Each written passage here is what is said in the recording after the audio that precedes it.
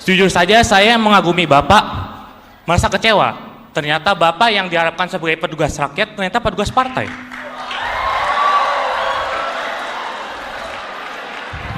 Pertanyaan saya, jika Bapak terpilih sebagai Presiden ke-8, apakah Bapak tetap dengan prinsip tuanku ya rakyat, gubernur hanya mandat, dan tidak menjadi boneka Megawati? Itu saja. Terima kasih.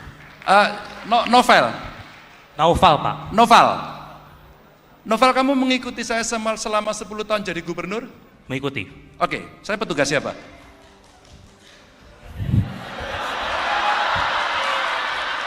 Finish.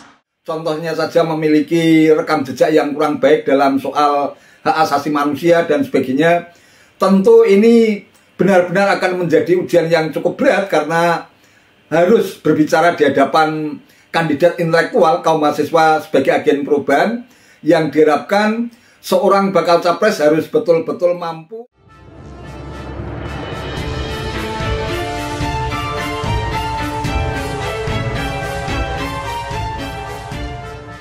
Assalamualaikum warahmatullahi wabarakatuh. Salam sejahtera untuk kita semua. Salam budaya. Sahabat-sahabat lintas bangsa dan setanah air yang sangat saya hormati, akhirnya bakal calon presiden Ganjar Pranowo yang diusung oleh PDIP memenuhi janjinya untuk hadir dalam acara kuliah kebangsaan yang digelar oleh mahasiswa FISIP Universitas Indonesia atau UI. Ganjar pun sontak dicecar dengan berbagai macam pertanyaan yang cukup kritis, bahkan syarat dengan kritik. Salah satu diantaranya adalah pertanyaan yang diajukan oleh seorang mahasiswa bernama Naufal, yang mengutip pernyataan Ketua Umum PDIP Megawati bahwa Ganjar sebagai kader dan sekaligus petugas partai setelah dideklarasikan sebagai bakal calon presiden. Novel pun mengagumi Ganjar, namun ia juga sangat kecewa karena Ganjar yang diharapkan menjadi petugas rakyat ternyata diharapkan oleh PDIP sebagai petugas partai. Apakah Bapak jika terpilih sebagai Presiden ke-8 RI, apakah Bapak tetap pada prinsip tuanku ya rakyat, gubernur hanya mandat, dan tidak menjadi boneka Megawati? Tanya Naufal. Nah, menjawab pertanyaan Naufal tersebut, Ganjar pun justru balik bertanya, apakah Naufal mengikuti rekam jejak Ganjar Pranowo selama 10 tahun memimpin Jawa Tengah? Nah, ternyata Naufal pun mengiyakan bahwa ia mengaku mengikuti berbagai aktivitas yang dilakukan oleh Ganjar Pranowo selama menjadi gubernur Jawa Tengah.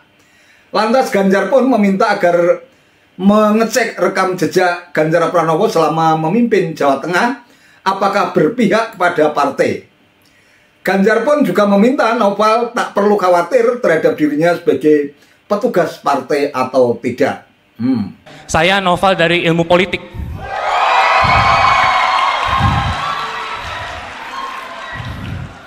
Pada tanggal 21 April, Bapak dicapreskan oleh PDIP oleh Megawati Soekarno Putri.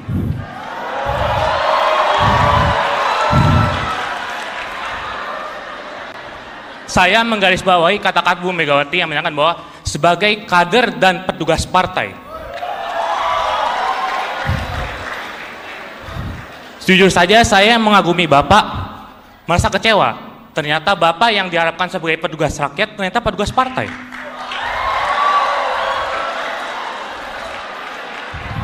Pertanyaan saya, jika Bapak terpilih sebagai Presiden ke-8, apakah Bapak tetap dengan prinsip tuanku ya rakyat, gubernur hanya mandat, dan tidak menjadi boneka Megawati?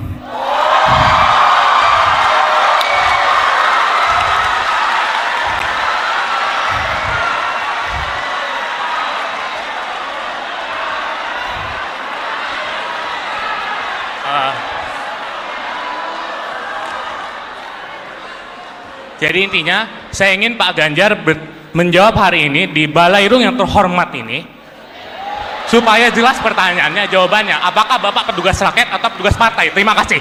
Bentar, sabar. Bentar. Saya nggak terlalu dengar yang terakhir tadi apa? Apakah Bapak apa? Coba yang lain tenang dulu. Semua punya hak bicara, tenang aja. Nggak Ya, apa-apa, tadi asik kok. intinya saja ya Pak. Apakah Bapak tetap menjadi petugas rakyat atau petugas partai? Itu Oke. aja, terima kasih. Novel, Naufal Pak. Novel, kamu mengikuti saya selama 10 tahun jadi gubernur? Mengikuti. Oke, saya petugas siapa?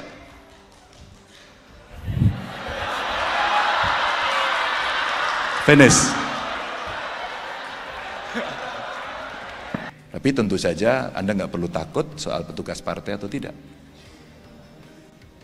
Novel, 10 tahun lah saya. Tapi kalau saya boleh cerita terbuka karena ada di media. Itu ada anggota DPR RI itu, Putra Nababan namanya. Dia kebetulan saja dia pengen nonton, dia kuliah di sini juga, jadi boleh dong ya orang UI nonton. Kalau Anda googling Novel, kalau Anda googling di media, sebelum saya dicalonkan, yang mukulin saya siapa? Kamu nggak ngikuti pasti ya. Kamu tahu nggak, saya digebukin publik. Tenang, nggak usah marah. Ngikuti nggak Nova? Saya mengikuti Bapak tuh sejak 2017 Pak, jadi mungkin kalau ke belakang kurang Pak. No, ini belum 2017 kok. Ini baru kemarin-kemarin. Sebelum saya pencalonan itu, Ganjar dicalonkan atau tidak gitu. Di partai saya kan namanya tidak hanya Ganjar kan, ada yang lain ya. Kan rame itu. Iya. Mbak Puan UI loh. Alumni ya, alumni UI, sama-sama kita, tenang aja. Saya digebukin oleh teman sendiri. Dan itu buat saya kami biasa saja, belum putus kok. Belum putus itu dinamika seperti itu saya nikmati biasa saja. Saya kader partai. Tapi presiden bukan. Gubernur bukan. Itulah melayani.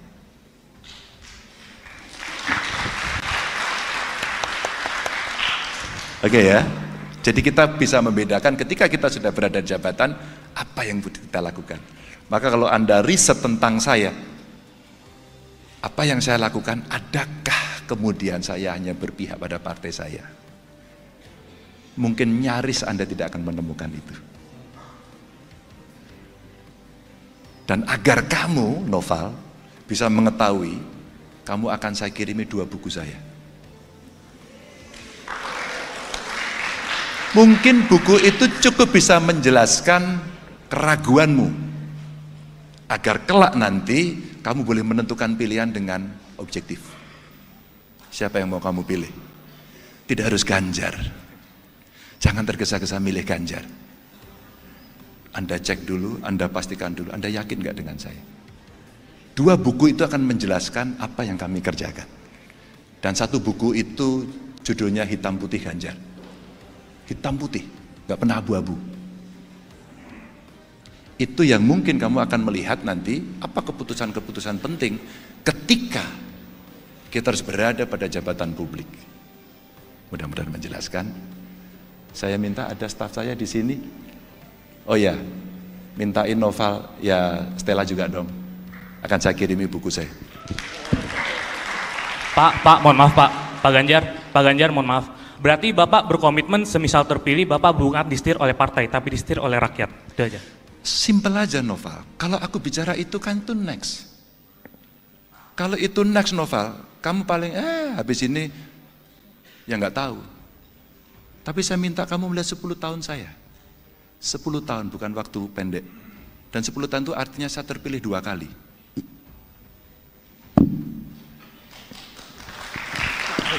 Terima kasih Pak Ganjar. Terima kasih sekali. Ini mohon maaf waktu kita sangat terbatas ya.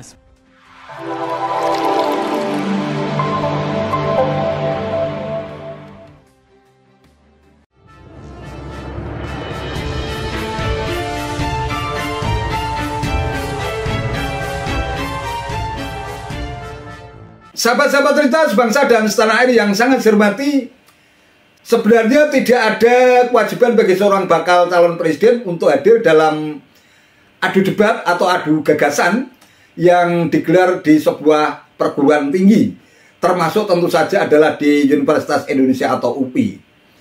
Meskipun demikian, Ganjar Pranowo tampaknya cukup merespon dari tantangan yang disampaikan oleh mahasiswa FISIP UI untuk hadir dalam acara kuliah kebangsaan. Dan disitulah berbagai pertanyaan yang cukup menarik, kritis, bahkan syarat dengan kritikan, bahkan termasuk diantaranya para dosen pun tampaknya cukup tertarik untuk menguji sejauh mana gagasan-gagasan yang dimiliki oleh Ganjar itu diekspresikan, yang kemudian diekspresikan atau diwujud nyatakan dalam sebuah kebijakan apabila nanti menjadi seorang presiden. Tampaknya hal ini cukup menarik dan kita tahu bahwa mahasiswa sebenarnya merupakan kandidat intelektual yang bisa disebut juga sebagai agen perubahan sosial. Ikon itu memang sudah cukup lama melekat pada kalangan mahasiswa. Hanya saja persoalannya mungkin aktivitas mahasiswa pada masa sekarang itu lebih banyak bergelut di perguruan tinggi bagikan berdiri di puncak Menara Gading dan hampir tidak pernah turun langsung di tengah-tengah masyarakat, di tengah-tengah rakyat. Apalagi saat ini berita dari berbagai media bisa dengan mudah dicari di berbagai platform media, baik itu platform media mainstream maupun platform media sosial.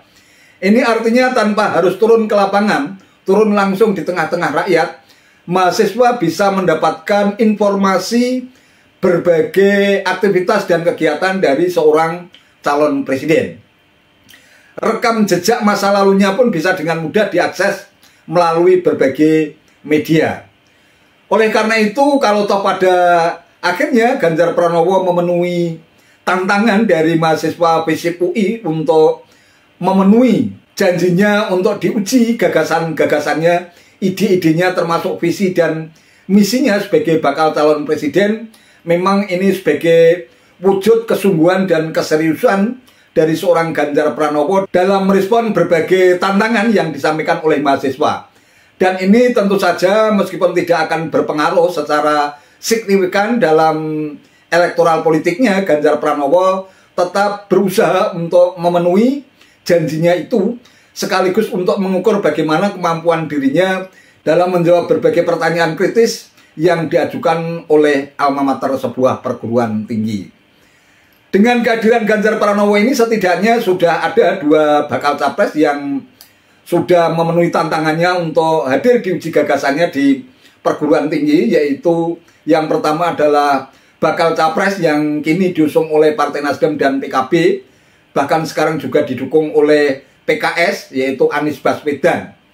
Kemudian yang kedua adalah bakal capres yang diusung oleh PDIP bersama Hanura dan P3 serta Perindo, juga sudah memenuhi janjinya untuk hadir di kampus. Karena sesuai dengan aturan main dan regulasi yang berhak dan berwenang untuk menggelar adu debat atau debat antar capres itu hanya KPU, Komisi Pemilihan Umum.